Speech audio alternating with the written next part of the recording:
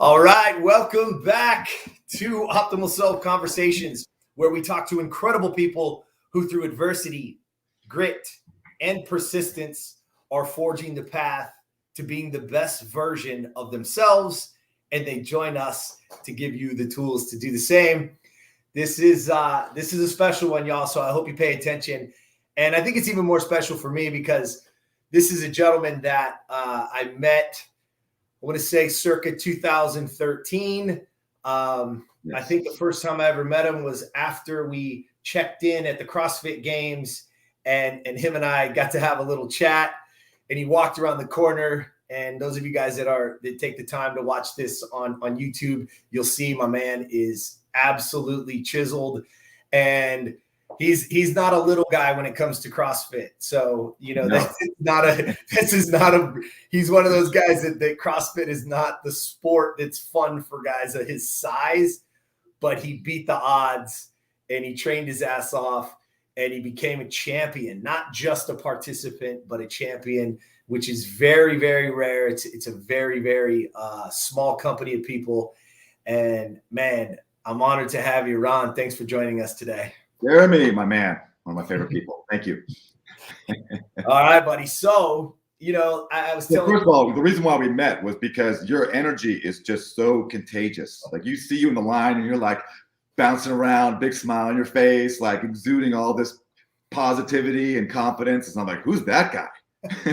I'm talking to that guy, because there's also these guys that are like, just, they're so in their own worlds and they're so stressed out about the competition, and so you're like, yeah, I can't be around any of that. That's going to stress me out.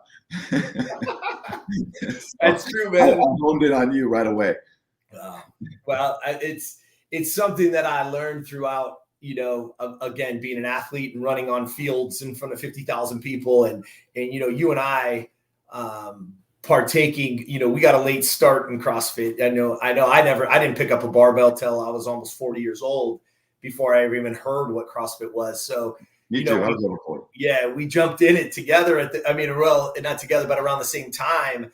And the one thing that I do in my life and that I say all the time, even now, is that, you know, I'm not gonna miss a moment, right? I'm not gonna let this moment take away from the work that was put in to get here. Man, you're right. I'm going to smile. And, you know, I don't smile in the face of, you know, losing. Like, that shit ain't fun, right? Like that ain't fun at all. I don't like to get beat.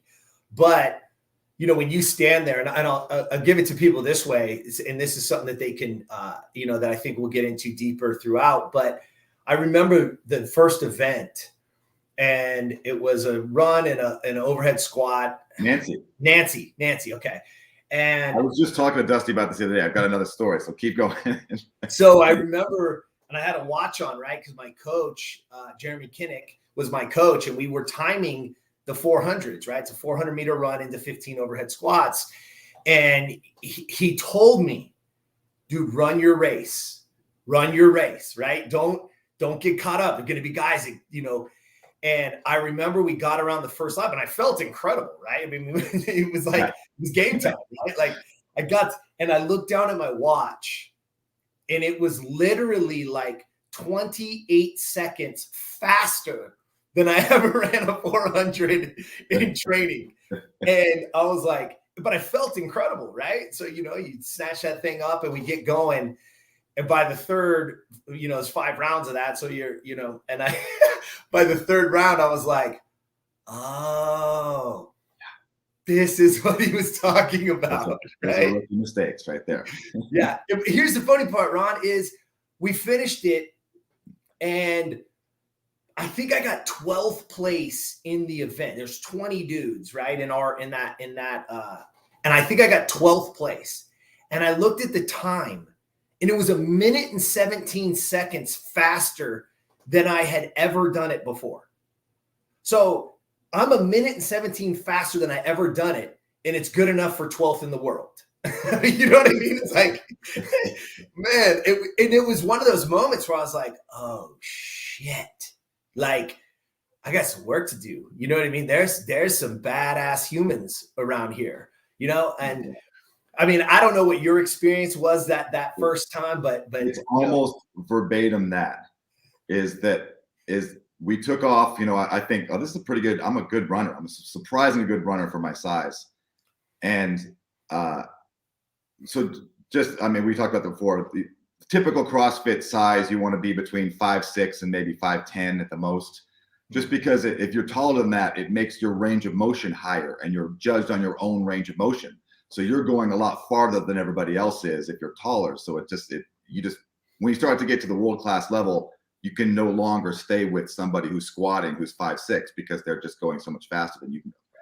And then couple that on, at that time, I was about 235. I'm about 240 now. So that's at least 60, but more like 70 to 75 pounds heavier than the next heaviest guy. So it's like, I'm going to do this race and I'm going to go farther than you, and I'm going to carry 70 extra pounds. Yeah, sounds good. Yeah, let's do it. But so we go in there and I think, oh, this is a good event. All right, I'm excited. And they say go, and people just take off. And I'm like, okay, all right, that's okay. I'm just going to run my race. Exactly what Jeremy's, I'm going to do this. I'm going to run what I can do. And those guys, there's no way they stay with that. And then by the third round, I was starting to sort of catch up to some people, but I was way in the back. And the people in the front just didn't slow down. And I PR'd my Nancy time by at least 2 minutes and was 13th. I was right behind you. I was like, I PR'd this by so far, and still just got my ass handed to me. Yeah. And that was my very first event in my very first CrossFit Games. I just thought, oh boy, okay, all right, believe the hype. This is it. These guys are no joke. An incredible experience, and it's crazy how, again, walking off that field, you feel defeated in so many ways and elated in the others, where I'm like, man, I just did the best that I could possibly do. Yeah. And it's only good enough for, middle of the pack. It's like, wow, what an eye opener. So let's give the listener, Ron, again, you go on to compete and I think at least 5 of CrossFit Games. You were a champion. You won the CrossFit Games. But let's give the people some real substance. Like where does that kind of fight come from? Where does that mentality come from? Because that takes it takes a superhuman to because there's no money in this, right? In those days. Oh no, you lose money. You're not doing it for a spot, this isn't something that's going to be like change my life financially. It's just out of pure love and passion. And so where does that stem from for you? So first of all, I love to work out. The training is really where I love it. I always have. And I know that's not the same experience that everyone has with fitness, but it always has been for me. I do love to train. However, the one thing I've always needed is I need to have a goal. The training to aesthetically look good, or training because I want to be healthier, like those abstract concepts are not, for me, not sustainable goals long term to work out. I can't get up every day early in the morning so that I have premium health. It just, I want that to be a byproduct of what I'm doing because I love it.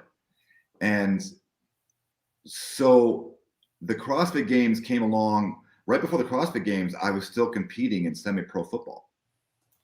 And, I'm 40 years old. I'm out there. These are all guys that are in the Arena League, NFL practice rosters. Some guys that played in the NFL, and they're all still trying to make it either into some form of paying NFL Europe, some kind of get paid for it football. So the level was actually quite good. And everybody played college. Everybody had played some form of, was in some pro program somewhere. And I'm playing this at 40 years old. I'm literally old enough to be some of the guys' dads. These guys are 22, 23, 24 years old. I'm 43. And so I was training for that and having a blast. And then I got introduced to CrossFit, and I just thought, I love there's certain parts of CrossFit that I really, really like and really took to. And a lot of it is the camaraderie of the training is very similar to the team sports that we grew up in. And that really appealed to me. And then the competition element was also just, I liked that about it. It appealed to my nature in a lot of ways. And so I started thinking, oh, well, this is maybe something I could compete in. At that time, the Masters didn't start until 45. So I was like, okay, well, I'll start training now and see if at 45 I can go to the games. And then 1 year in, I think, of me training, they opened up the lower class, the 40 to 45. And that was the year that we both made it in. Yep. And I liked having that. With CrossFit, you're never at a loss of knowing what things you need to work at.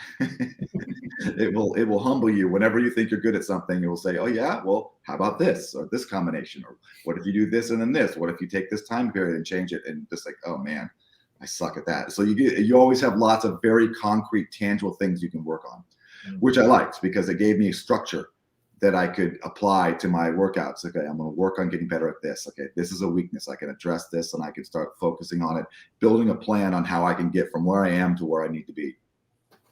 And so all of that kind of appealed to my mercurial nature of liking to train.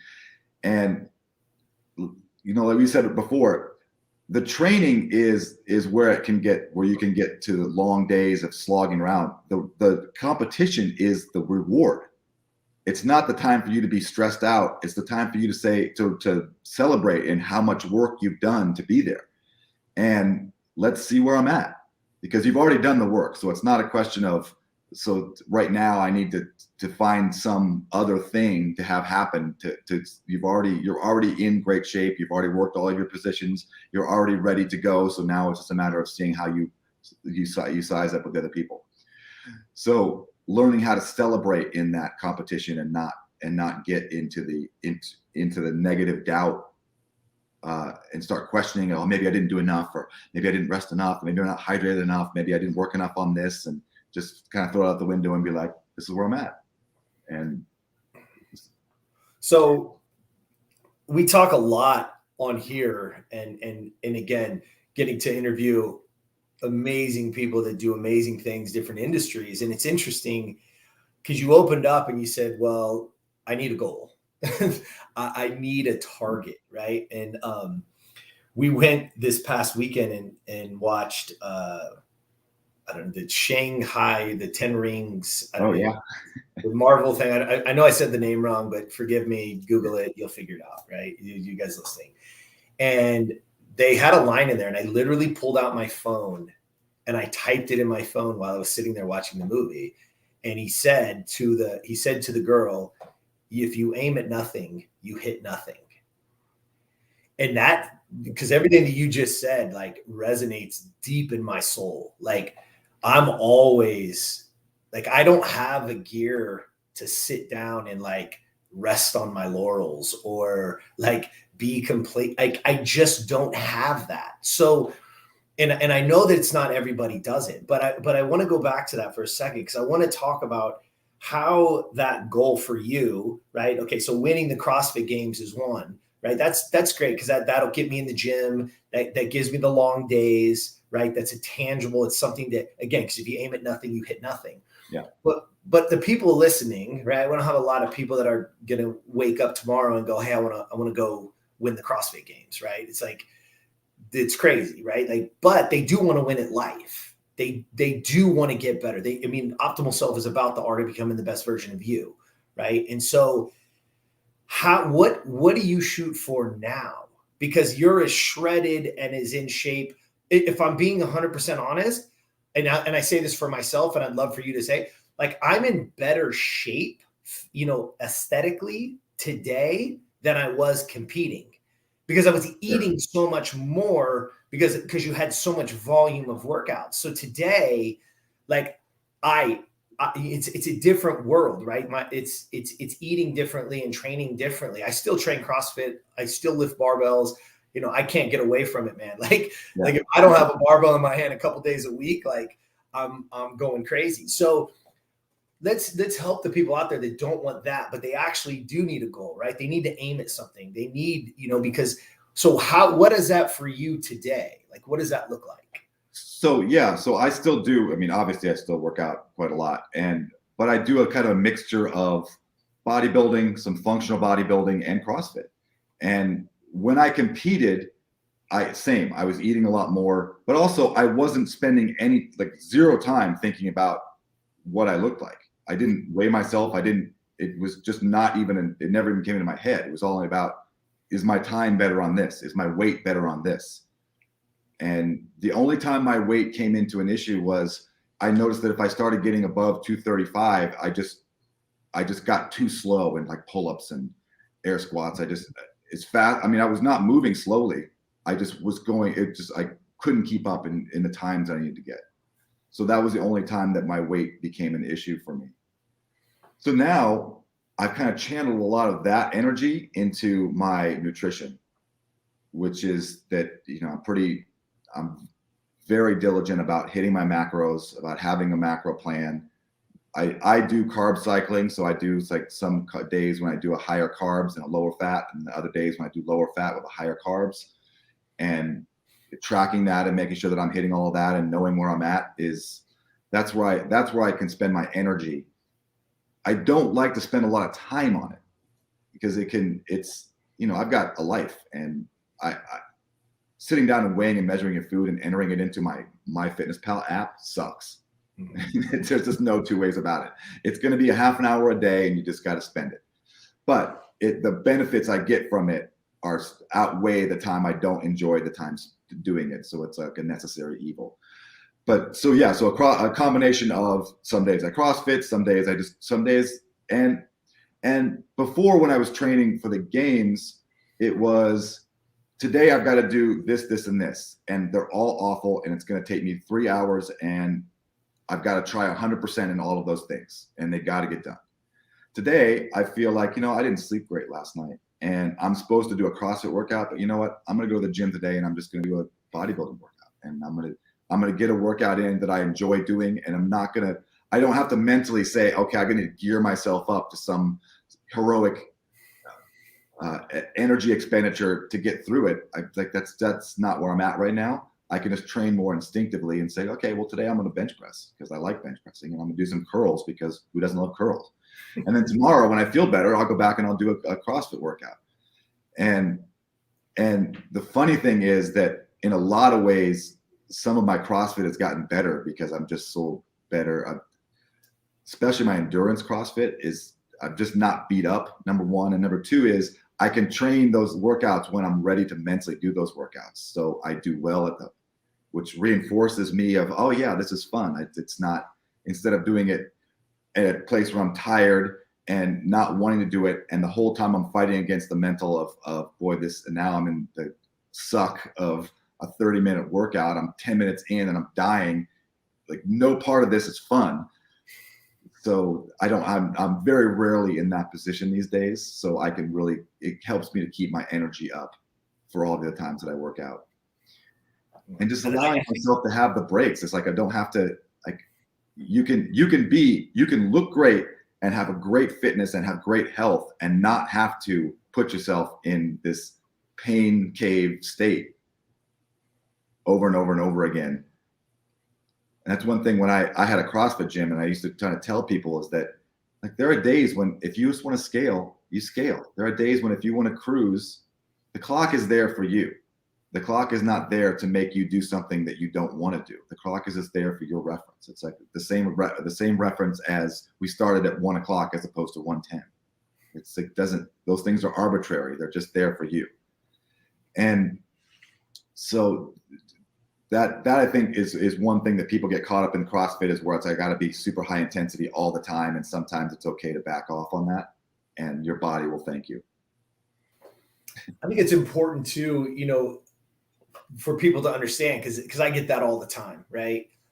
Especially coaching people and people that come into the program, and they're like, oh, am I going to have to do what you do? And I'm like, no. And again, I want people to really understand too, is that when you're training to compete in no matter what it is, it's a completely different mindset. It's a completely different world than it is to train for health or vibrance in that you just truly move better, right? Like that's optimal self principle 3 is called move. And I personally did not make it exercise. I wrote it because movement is the key, right? Is that if you will get up, and the science behind it is that it's actually better for your brain than it is for your body. And people don't realize that, is that the control center is our brain. And you said something in there that really, I think people need to hear, is that we get caught up in this term motivation, which those of you guys that follow along with me, I mean, I got shirts that say motivation is bullshit, right? Like it's probably the best selling thing that we have is like that shirt, motivation is bullshit, because I don't believe in it.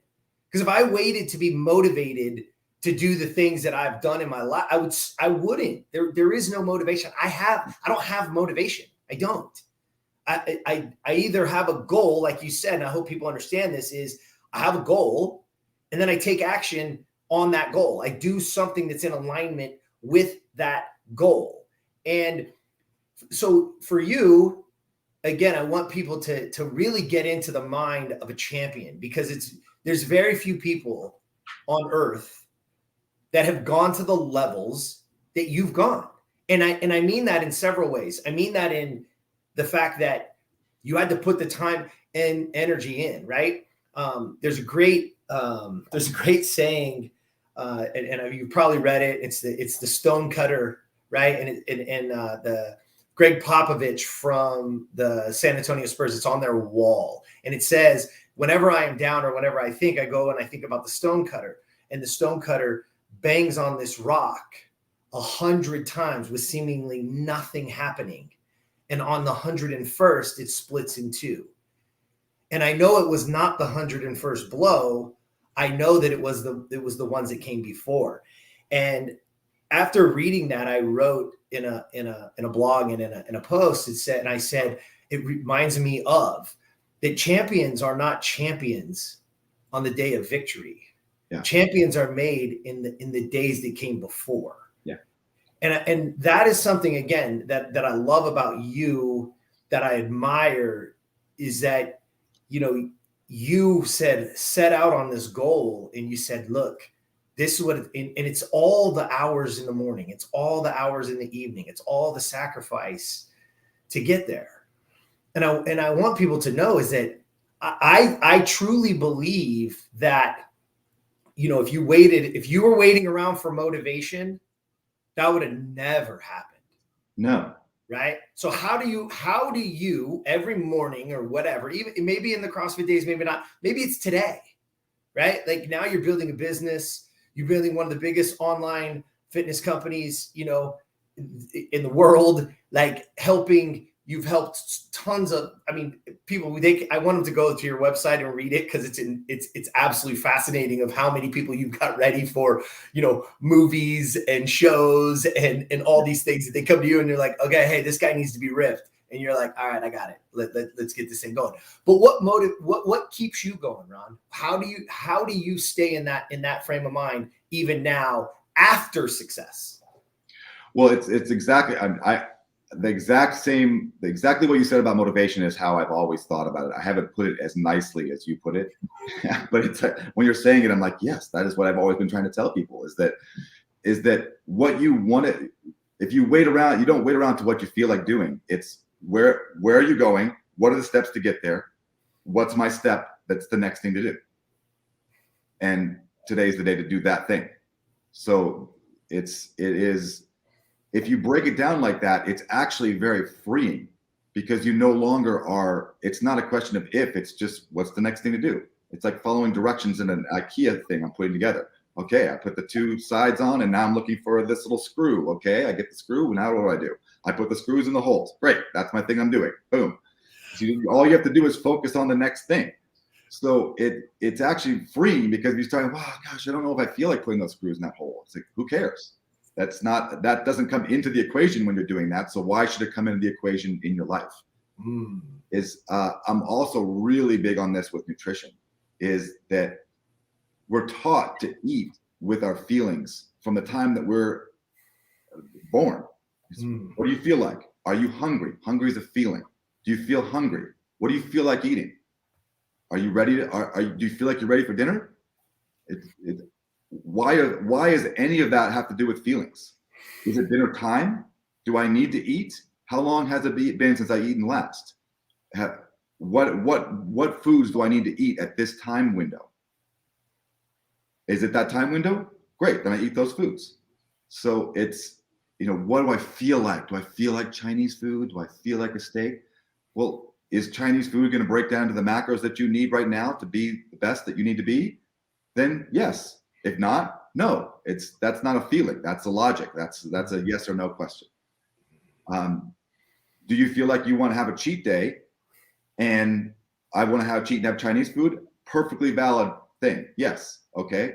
I've earned it. Yes, do it. So it's not a question of sacrifice or not getting what you want. It's just a question of taking the feeling out of it.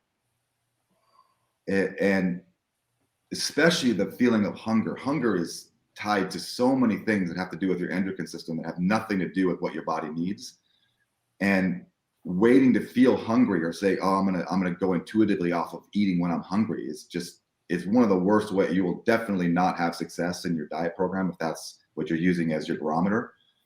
The least of which to say is most of the time that you're hungry, you're actually thirsty, and your body doesn't have a good, until you're really dehydrated and you actually feel thirst.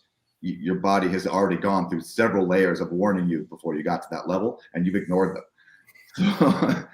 So it's just learning. It's just learning to be better at the I'm going to say life is just knowing that if you get mired down in the minutia of you versus how does life work. This is one of my mom told me this when I was a kid, and I didn't appreciate it then. I was maybe 18 or 19. I got in a parking ticket and I didn't pay it. And she's like, you got to pay this ticket. And I was like, okay, I will. And then I blew it off again. And I got another thing, a letter. And she's like, okay, you have to pay this ticket. And I was like, Mom, get off my back. And she's like, I'm just telling you, these things get out of control. The government always wins. Take care of this shit in your life, or it will always be bad for you. The government doesn't care. They're just going to keep fining you. It's only going to be bad for you by blowing it off. And I was like, whatever. So I didn't. And then 20 years later, that clicked in my head out of some random thing. I was paying a bill and I was like, this is what my mom had told me when I was a kid. Was don't just do this, because this will be what's best for you. It's a kind of a segue, but it's the same kind of mindset of this is what needs to get done. So do it, because it's only going to be bad for you if you don't do it. Sorry if that was a tangent. No, it's beautiful. It's beautiful because that's so important. And you said two things there that I want to touch on. So I want to go back a little bit and then I want to touch on what you just said. But you said people eat with feelings. And this is another thing that I think needs to be addressed. And I love this conversation with you, because I wrote down literally, because I'm taking notes as we're talking. And the thing that I wrote when you said eat with feelings is I wrote, hunger is not an emotion. Yeah. Right. And so and we think it is. Like, you think it, just like tired. I say this all the time to my clients. I say, look, they're like, oh, I'm tired. Oh, I feel tired. I said, you can't feel tired. It's not an emotion. You can't feel it. That's in your brain. This is the mental side of things that we're talking about. Like, yeah. I'm not saying you're not tired. I'm not saying that there's not a depletion, right? I'm not saying that, okay, you're underhydrated, you're undernourished, right? You didn't get proper sleep the night before, which to me is the best PED on the planet, right? Is sleep that we abuse, right? We don't do it often enough. We don't do it consistently enough. I mean, all those things. But I would love people to literally start paying attention to what you say. I feel to. If you feel hungry, no, you don't. You just waited. You've waited too long. You might be hungry, but it's not an emotion. Hunger is not an emotion. Tired is not an emotion. Yeah.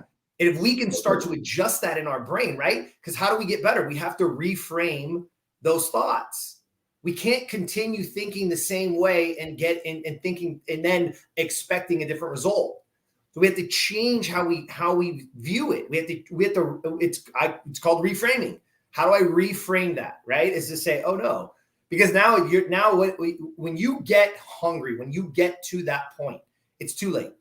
When you get thirsty, right, and you're like, oh my God, it's too late. You're way past what should be happening. Now, what happens? I make shitty decisions, which is our whole life. Our whole life is wrapped around what? Shitty decisions, because I waited too long. That shitty decision of not paying that ticket, instead of it being $62, it was $481, right? Like, it's a shitty decision that I waited too long to address, right? And so we have to, as in our lives right now, if you're listening to this, you have to get better at when you feel. I want you all right now, take away from today, right this second, is when you start to use the term feel. I feel X, I feel, right? Ask yourself, is this really an emotion, or am I turning a thought into an emotion? And now I'm reactive, right? I'm no longer proactive, I'm reactive. Yes, exactly. And then I want to address what you said at the end, because it reminded me of a line again. That's a mic drop, by the way, what you just said. That should be on the next commercial, that section right there. Boom. Oh, yeah, done. And here's the other thing, and I want to give you a actually you can't see it here, but I have a quote on my wall. It's from Miyamoto Musashi. He wrote the Book of Five Rings, and it says, if you know the way broadly, you will see it in everything. And what you were saying earlier about, and what I love about that quote is, and the quote that we use at Optimal Self is, excellence in anything increases your potential in everything. So when you get good at something, when you will take your life or whatever it is, and I'm talking the most simplest thing that you could possibly do, right? Because again, getting fit, getting in is not about, it's not about truly, the first thing is what? It's getting your ass to the gym. Like, that's step one. It's not like, what am I going to do? Oh, I don't know what to do. I don't know which gym to go to. I don't know what to, like, no. Just walk your ass in the door. Like, that's step one. If you imagine this, Ron, again, when I talk about the minuscule things that people can do, right? Excellence in anything increases your potential in everything. Is that if you just walk through the door of the gym every day, every fucking day, you just got up and you just went. That's all, you know what I mean? Like, I don't care about anything else yet. You just did that. It is virtually impossible. Because again, you go, oh, I did it once, Jeremy, that didn't work. I'm not talking about once. I'm talking about 3 or 4 times a week. And I don't give a shit if you work out. There's a great study in Atomic Habits with James Clear that he talks about this. And the guy, he was training a guy, and he said, oh, the only thing you can do is walk into the gym and you can walk on the treadmill, not even run, walk on the treadmill for 5 minutes. When that buzzer goes off, you have to leave the gym. You can't do any more. You have to leave. And then the next day we're going to do the same thing. And he did this slow build. But what he built was the habit of walking his ass through the door. Before you know it, the guy's shredded, right? Competing in a contest and all this. But that's down the line. But what is the first step? The first step is creating excellence in anything. The excellence you created is that you just walked in the gym and walked on the treadmill for 5 minutes, multiple times, multiple days, multiple months. And it builds, right? It's exponential growth. Where do you see that? Like, I want you to elaborate on that, because I know that you have some really cool stuff around it. Yeah. So this is one thing I try and tell my clients, especially. So I have a lot of people, and actors are kind of the worst for this, because they don't embrace fitness as a concept. They embrace that I need to look a certain way for this, so I'm going to train for this, but they don't want to make it a part of their lifestyle. You know, they want to feel like they're, no, I'm a chameleon, and I can be a gypsy, and I can experience all the different things. And so I try and instill in them that fitness and movement for your body is like brushing your teeth. You don't get up in the morning and think, am I going to brush my teeth? Nah, I'm just going to skip it today. It's just, you never, it doesn't even come into your brain. It's just like, this is what I do. It's part of my daily routine. Am I going to get dressed today? We'll see. I mean, I'm going to walk around for a while and just see if it happens. No, you get up, you brush your teeth, you get dressed. That is, and you do some movement. You just like, you put it into your day in that way. It's like, that is how important it is. It is one of those foundational things that you have to just embrace, because it's going to make every part of your life better. It's going to make your health better, the way you feel, your emotions, your sleep. I mean, obviously, aesthetically, it's going to make you look better, but that's kind of like the 10th thing down the list. The things that it's doing in your brain and your body before then are way more important. And that is what you have to have in your life, is have that consistency. So the second thing I try and instill now is that once you have that in your lifestyle, is if you truly want to be, and this applies, I was specifically talking to actors, but it applies to everyone, is that if you want to achieve a really high level in looking good, then it's best if you always have the base platform where you can have a great life and just have fitness be part of your life and look fine and feel great.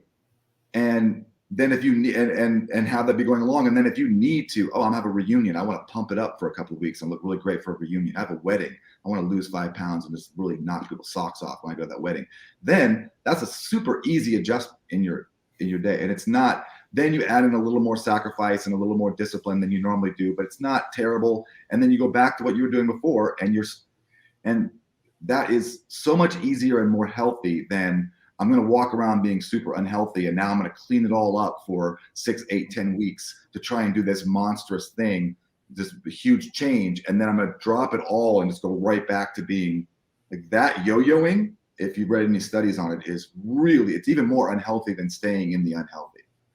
Not that I'm recommending it, but is that get a consistency. Like, consistency is the key to all things. It's just get it into your day, get your life into these core things that you do that are consistent.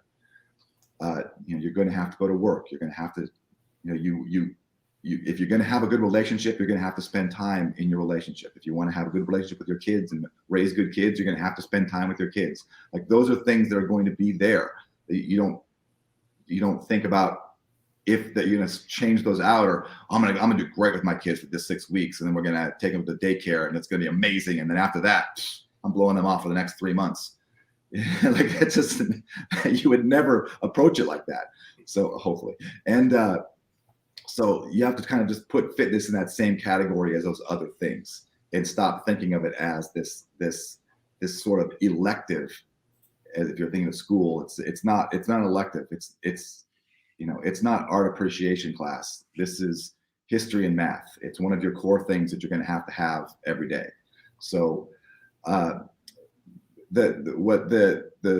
motivation and having it, the consistency is key. Those are my two takeaways so far from you. So let's add to this a little bit, because that's great. Because I mean, again, consistency is the key. It doesn't matter what it is. It doesn't matter what you're doing. If you don't have consistency, you might as well. I mean, you got to rethink what you're doing. But here's the thing. So we talked at the top, right, about having a goal. And so you get these world-class actors, right? This $100 million budget film, and they have, they're pouring into these guys. These guys now have, or girls, have a reason to show up to see you, right? Because they have to look a certain way. They have to move a certain way going into this, you know what I mean? So that they get paid. So they have a goal. So like you said, so it's very, I'm not going to say easy, but they definitely have some motivation because they don't want to lose that contract. So they get their ass up and they show up. So, or the motivation is, I'm about to take a picture of you that's going to be immortalized forever with your shirt off. How do you want that? How do you want that to be? So okay. Now again, so let's talk about to the people who are listening right now that aren't world-class actors, that aren't going to get that $100 million film budget contract, and how do we get them motivated? Which I hate the word, but how do we get them?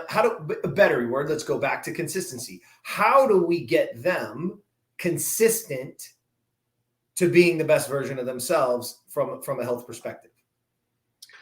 I would kind of go with this story I used to tell with actors, but it would go, you can make it be to anything, is, they would be hemming and hawing about the schedule, or, I don't feel like working out today. And And I was like, look, if Steven Spielberg called you and said, I want you to be the lead in my next movie, whatever it is, the biggest acting job that you can possibly conceive, whatever the biggest goal is, if someone's going to say, I'll give it to you if you do this, would you have motivation to do it? And they'd be like, yes. All right. So the motivation is there. It's just you don't have the proper in your head. You haven't associated it to the right thing. So it is a matter of finding what is important to you and tying your goal and your actions to that thing.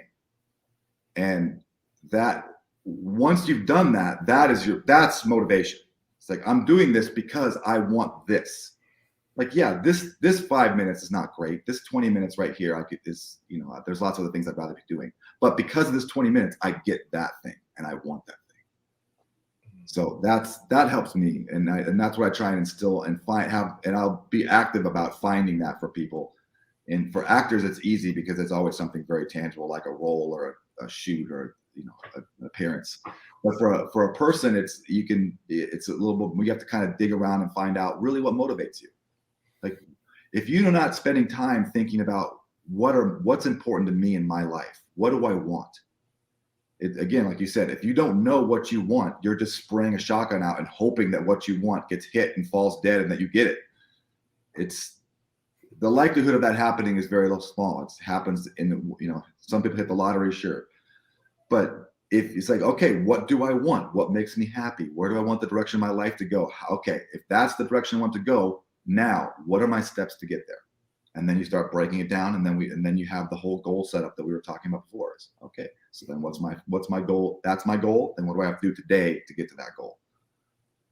Yeah, right. That's exact. The word I wrote when you were talking right now, I wrote two words. I wrote purpose and clarity, right? Because those are the things as us as individuals is when we're flailing, when we don't have something to aim at, a goal, right? Sometimes it's not even the goal, right? Because the normal person, especially in the health world, it typically relies on a number on a scale, right? Which is one of my least favorite things in the world. Like I mean, people ask me all the time, like, man, are you looking great, man? How much do you weigh? And I'm like, I have no idea. Like, I had somebody send me over a thing to again, I was guesting on a podcast, and one of the things was like height and weight, which I hadn't seen before, but I was like, and I didn't even know what to write.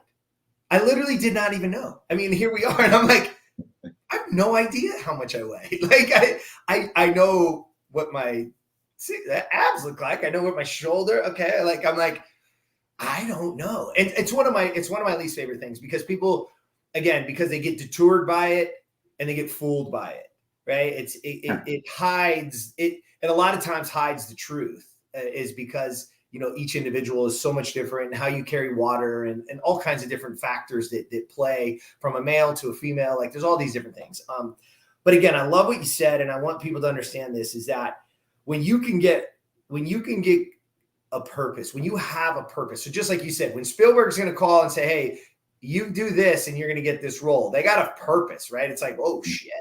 But we can do that as those of us out there that aren't ever going to have that. So Spielberg's never calling us, right? But I can still have a purpose. I know what it is. And I'll share mine with people because I think it's important is, when we started Optimal Self, and this has been a brainchild of mine for a decade, I never even touched it. I've countless journals that I wrote, things that I wanted to do in the future, right? All these kind of things. I'm a big guy with journals and writing. I love it. And, my mission here is to help and inspire people to change behavior through belief and action so that they can be the best version of themselves. That's literally why this exists. It's why I get out of bed every day now and do what I do.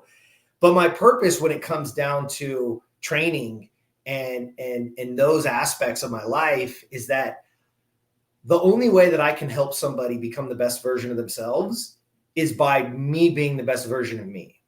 And so for me, I know that if I'll get my ass up and I will walk, through COVID, I had to build my own gym. So I got this incredible gym downstairs I have a big sign, I call it the dungeon. It's like, and I'm like, I can't wait. It's so much fun. But I will say this is that the only purpose of that, my purpose is because I want to inspire others to be the best version of them. I don't want them to go slang barbells and crave, a 400-pound squat. I really don't. I've zero. That's just my thing, right? That's just a goal on my board. It's like, but I want you to have a goal. And the only way that I can help people is by being the example, right? The other one of my favorite quotes is the man in the arena. And I know you know it. It's, you know what I mean? It's like, don't give a shit what anybody else thinks. Why? Because if your hands aren't dirty, if you're not bleeding, if you're not sweating, then your opinion means jack shit to me. Like, you know what I'm saying? And we get so caught up in all this kind of stuff. So for you, Ron, the purpose and the clarity, like, why do you get up today? Why do you continue to train the way you do? Why do you get up every day and stay on that version of you? For me personally, I'm really enjoying this journey of what can I do to maintain my health and fitness as I age. And I've always been I was late. I was a very late bloomer. So I was working out a ton through my teens and 20s, and you could barely tell. Sort of, but the amount of time and energy I put into it for how much I got it was terrible. So I was always really looking at how can I really better myself, and how can I get the way that I want to look? Because I really, as a kid, used to watch, Rambo and Terminator and all of these movies. It's like I want to look like that. Pro wrestling, it's like that's what I wanted. I want that. And so that's always been like a secret goal of mine, is to achieve like that really optimal body proportion. And there was this poster that came out probably in the 80s, and it was like a guy in a junkyard, and he was with a shirtless, and he's holding two tires. I don't know if you remember that picture. And I like, if I could ever look like that guy, it would just, and just like I remember as a kid just seeing pictures of guys in good shape and thinking, that's like, God, I really want to look like that. So at first it was to look like that. And then it was, well, now that I look like that, how can I sustain it? And what do I have to do in the long term? So, you achieve it at 30, and now you're like, well, can I keep it at 40? Can I keep it at 45? Can I keep it at 50? Can I keep it at 55? Like how long what do I have to do to maintain? And where is it where it starts to become too much or not attainable? Because I want to pass that on to the people that I train and the people that I coach, to say, look, you may not be able to, you may not want to look like the way that I look, or to look like those people. And also you may not be willing to do all the things it takes to do that. But these things are definitely achievable at your age. Because I get that. The first thing is like, well, I'm 50, so there's nothing I can do. This guy was 54 the day, and he was talking about something, and he didn't know how old I was. And he was like, my age, and this, and I was like, we're the same age, right? And he was like, what? I was like, you keep talking like you're this over the hill that can't do anything. We're the same age. And he's like, no, we're not. I was like, yeah, we are. And he's like, so you just let me talk about this the whole time? And I was like, yeah. And I was like that. All the things that you want, you can have. It doesn't matter how old you are. And whatever age you start, every time I open up Instagram, I find stories of grandma didn't go into the gym until she was 70, and at 90 she's a world-class power lifter, or something along those lines. Of your body is the ultimate adaptable machine. It thrives on adaptation, and give it some stimulus and it will adapt, period, no matter what your age. So it's just a matter of creating the stimulus that's going to make it adapt in the way that you want. Because right now the stimulus you're giving them is sit on the couch, drink soda, and eat garbage. So it's adapting to that. So if you give it some healthy choices, it's going to adapt right to that, and pay off in so many other ways. We haven't talked at all about COVID, and I don't want to get into it too much, but the thing that I wish that people were talking about with COVID more is the comorbidities. Is that no one is talking about how an overwhelming majority of the people who are having real trouble with COVID have real serious health issues. They're overweight, they're diabetic, they're hypertensive, they have heart disease. They have all of these other things going on in their body, so that once COVID comes in, they're already just so hanging on physically that it just destroys them. And that there's just been very little talk about, maybe you can get into better health. Maybe you can make some better health choices. And it would, it's not going to make COVID go away, but it's going to make it a lot less scary for a huge number of people if you weren't 50, 60, 100 pounds overweight. If you weren't type 2 diabetic because you can't stop eating garbage. But there's just no talk at all. They say, oh yeah, well, it's because you're unhealthy, that's why. But there's no talk. The next part of that was, so maybe we should try to get healthy. No one ever says that part. They just state it and they move on. So anyway, that was mine. And you know what it is too, Ron, and I think this is and again, I tell people all the time, like, don't believe me. Please don't. Please do your research. Please, I beg you. Like, I don't want you to think that, and I mean, again, we're not doctors. I mean, I can tell you what's worked for me, and I can tell you, what's worked for people around me, and I can tell you those things, but I'm not going to tell you what to do. I'm not telling anybody what to do. And the other side of what you're saying too, and I think is very important for people to understand, is because I've heard this a lot, because I'm on the same side of you, is that health is the determining factor, and what people believe to be healthy, right? What you have been fooled by the FDA and what they allow to be consumable for humans in the United States of America is asinine and ridiculous. Like, those boxes and those cereals and those things are killing you. Like, sorry, like that. And then again, don't believe me, do the research, right? Like, and again, this isn't meant. I want people to get the benefit of what we're talking about. And the benefit is that just understand what really healthy is, right? Like, and you have the ability, like you just said, the body is malleable. Like, it is ready to change. Matter of fact, it's going to change whether you like it or not. Yeah. You're going to adapt. Your body's already making that move, right? It's already trying to adapt to all those things that you're giving it. Now imagine if it was, if it was cleaner and the resources were better, like what could you truly do? And that's the thing I want people to always get is, look, we all have a capacity in whatever area that we work. And I deal with guys that, get a new client that has, literally $100 million business, right? $100 million. It's incredible, right? You see these numbers and you're just like, wow. And, we're talking about that. And he's like, and again, his health isn't the greatest, and he's working on, he wants a better relationship and, wants to be a better dad, all the cool shit. I'm like, great. Like, let's roll.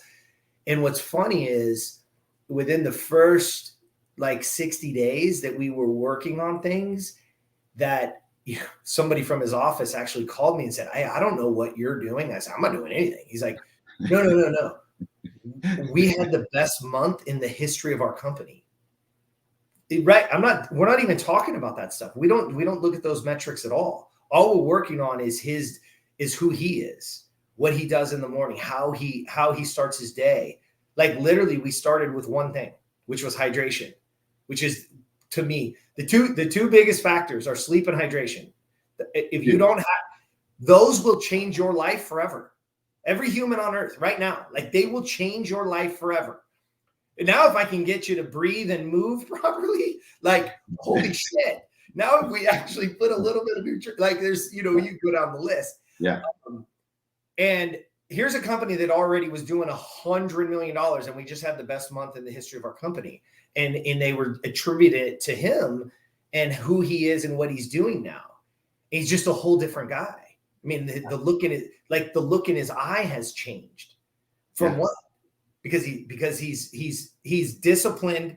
Let's go back to your words real quick. He has something to aim for, right? He has a goal. He has a purpose. He's super clear on that purpose. And literally, Ron, you would love the first 15 days. All we didn't change anything else. So I don't care. Eat what you eat, do everything. All I want you to do is wake up. I want you to have 24 ounces of water with Himalayan sea salt and a half a squeeze of lemon. Can you do that? Oh yeah, that's too easy. Come on, give me more. Give me more. I'm a doer, right? He's a driver. The guy has $100 million business, right? He's like, I'm a driver. Like, that's too easy, Jeremy. Give me some shit, right? But that's all I want you to do. Because prove to me that you can do that, and I'm going to give you the next step, right? But and now, like I said, I want people to understand that you and I are talking about, a guy like you going from, one thing to the CrossFit Games, to being the champion of the CrossFit Games, to now building this business and working with world-class actors and big movie budgets and all these kind of things. But ladies and gentlemen, this is all at your fingertips. This is all within your grasp. That health factor is truly, again, make a decision and say, this is what I'm going to do. Right? Something so simple, right? Excellence in anything increases your potential in everything, right? So Ron, where can people find you? What can how do they get in touch with you? If somebody wanted to learn more and get on this program, man, so just go to my website, it's ronmatthews.com, and you'll see about me. I have all my, I sell online training and online programs. With COVID, I wasn't able to train people in person, and I kind of pivoted to more online, and it's really been a blessing in disguise, is because I can just have such a bigger outreach. I can train people all over the world instead of people who only live 20 miles from me. Right. So it's been fantastic, and I've been able to really increase the amount of people that I'm able to touch and to get to. And so, like I said, been a blessing. My Instagram is my name, Ron Matthews, 1T. I wanted to piggyback on what you just said. I just posted this like 2 days ago, and it was a quote that I love, and it just said, "Results are not obtained by focusing on results. Results are obtained by focusing on the actions that bring about the results." Mm-hmm. So it's just couldn't be more clear. As we're saying the exact same thing. Is stop worrying about where the end goal is. What are the steps? What is the action that you can do, and do it. And those things are not time consuming, and they're not hard. It's just the discipline of recognizing it and doing it. Beautiful. This is the last part of the show. I call it quick hitters. And I give the same 2 words to everybody that is gracious enough to join us. And so, again, I'm super grateful, man. Like, I missed you. We didn't even talk about the grid. We did a lot of stuff together. Yeah. On Facebook today. We had a match today, 5 or 6 years ago. It was on my. Okay. Yeah. You guys were against the Fire, and we were against the Brawlers. Yeah. It was in Long Beach at that arena. Yeah. On the same day. So, dude, I tell people all the time when they ask me, because grid, because when we came into it, they were, it was the heyday of it, and we were getting mauled by CrossFit. CrossFit hated us. Glassman was pissed off. Castro was pissed off. Like, you know what I mean? They were like trying to not let us compete. If you remember, some of the girls that had sponsored, hey, it was a mess. But anyways, those of you guys that followed along, you'll know a little bit about that. But I tell people all the time, if grid was, I would do that over and over and over again. Like, do those matches, and because again, I love to compete, but I enjoyed that more than CrossFit for me. You know what I mean? Like, again, because it was more specialized, for what you do, but I like the team aspect, man. Like, I come from baseball, so, I love rooting for my teammates, and, got to run around with, again, you guys remember that first year you had Frazier and Muhammad and Annie. It was fun, man. Those are good times. Good times. Coach daughter was on a team. Yeah, it was amazing. Yeah, that was fun. All right, so with these quick hitters, Wes Kitts has been in the Olympics like 3 times. Yeah, yes. Got to see him in the Olympics this year. That was so cool.